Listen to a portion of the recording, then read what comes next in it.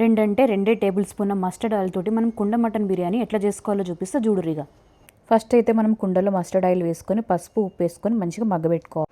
ఇట్లా మీడియం ఫ్లేమ్లో మనం 10 to 15 మినిట్స్ మంచిగా ఉడకబెట్టుకోవాలి. ఇప్పుడైతే మనం మసాలా ప్రిపేర్ చేసుకుందాం. ఇప్పుడు ఫస్ట్ పెరుగు తీసుకుని దాంట్లో పసుపు ఉప్పు వేసుకోవాలి.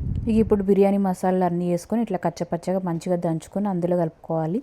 అట్లనే kasuri methi, nutmeg, fried onion వేసుకోవాలి.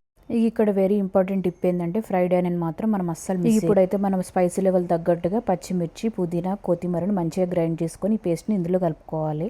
ముఖ్యంగా ఈ బిర్యానీలో కారం మాత్రం అస్సలు వేయకూడదు. ఈ పచ్చిమిర్చి టేస్ట్ తోటి బిర్యానీ చాలా టేస్టీగా వస్తుంది. ఇట్లా మంచిగా కలుపుకొని పక్కకు పెట్టుకోవాలి. ఇట్లా మనం మధ్య మధ్యలో మటన్ అయితే మంచిగా కలుపుతూ ఒక 10-15 నిమిషాలు మంచిగా ఉడకబెట్టుకోవాలి. ఇట్లా మటన్ మనకి 50% ఉడకగానే మసాలా పేస్ట్ అంతా ఇందులో కలుపుకోవాలి. ఇప్పుడైతే మనం రైస్ బాయిల్ చేసుకోవడానికి ఎసరైతే వాటర్ పెట్టుకోవాలి. ఇట్లా మంచిగా వాటర్ మరిగిన తర్వాతకి మసాలా దినుసులు అన్నిటిని కూడా వేసి మంచిగా మిక్స్ చేసుకోవాలి.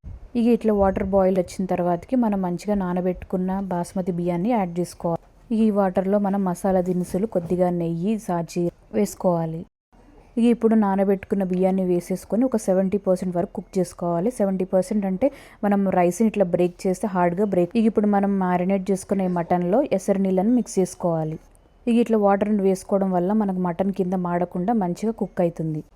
ఇప్పుడు ఉడికిన రైస్ని 2 లేయర్స్ మనం 2 నిమిషాలు హై పెట్టుకొని దాని తర్వాత పెంక పెట్టేసుకొని పెంక మీద మనం 40 నిమిషాలు సిమ్లో పెట్టుకొని ఉడకబెట్టి ఇప్పుడు మనం ఫాయిల్తో కానీ లేదా గోధుమ పిండితో కానీ మంచిగా కవర్ చేసేసుకొని మనం ఒక 2 నిమిషాలు హై ఫ్లేమ్ పెట్టుకొని దాని తర్వాత మనం కింద పెంక పెట్టేసుకొని ఒక 40 నిమిషాలు సిమ్లో మనం మంచిగా దమ్ చేసుకోవాలి.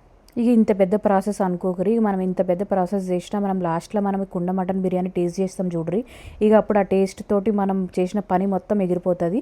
అంత బాగుంటుంది. ఒకసారి అయితే ట్రై చేసి చూడ్రి. నచ్చితే లైక్ అండ్ షేర్ మాత్రం మర్చిపోకరి.